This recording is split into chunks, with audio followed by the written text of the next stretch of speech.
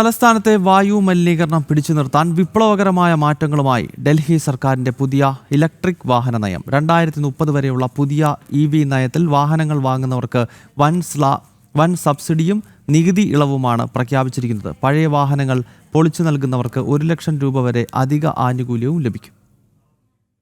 ഡൽഹിയെ രാജ്യത്തെ ഇലക്ട്രിക് വാഹന തലസ്ഥാനമാക്കി മാറ്റുക എന്ന ലക്ഷ്യത്തോടെയാണ് രേഖ ഗുപ്ത സർക്കാർ പുതിയ ഡൽഹി EV നയം പുറത്തിറക്കിയത്. 2030 മാർച്ച് 31 വരെ പ്രാബല്യത്തിലുള്ള ഈ നയത്തിൽ ഉപഭോക്താക്കളെ EVയിലേക്ക് ആകർഷിക്കാൻ വലിയ സാമ്പത്തിക പാക്കേജുകളാണ് ഉൾപ്പെടുത്തിയിരിക്കുന്നത്.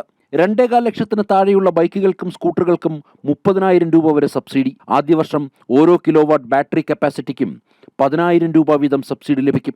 അടുത്തടുത്ത വർഷങ്ങളിൽ ഈ തുക യഥാക്രമം 20,000, 10,000 എന്നിങ്ങനെ കുറയും. ഈ ഓട്ടോറിക്ഷകൾക്ക് ആദ്യ വർഷം 50,000 രൂപ സബ്സിഡി ലഭിക്കും. ചരക്ക് നീക്കത്തിനുള്ള N1 വിഭാഗം വാഹനങ്ങൾക്ക് 1 ലക്ഷം രൂപ വരെ ധനസഹായം. പഴയ വാഹനങ്ങൾ പൊളിച്ചു നീക്കി പുതിയ EV വാങ്ങുന്നവർക്ക് പ്രത്യേക ഇളവുകൾ നൽകും. കാറുകൾക്ക് 1 ലക്ഷം രൂപയും 3 വീലറുകൾക്ക് 25,000 രൂപയും 2 വീലറുകൾക്ക് 10,000 രൂപയുമാണ് scrapping bonus. Road tax, registration ഫീ എന്നിവയിൽ നിന്ന് ഇലക്ട്രിക് വാഹനങ്ങളെ പൂർണ്ണമായും ഒഴിവാക്കി. എന്നാൽ 30 ലക്ഷം രൂപയ്ക്ക് മുകളിലുള്ള കാറുകൾക്ക് ഈ ഇളവ് ബാധകമല്ല.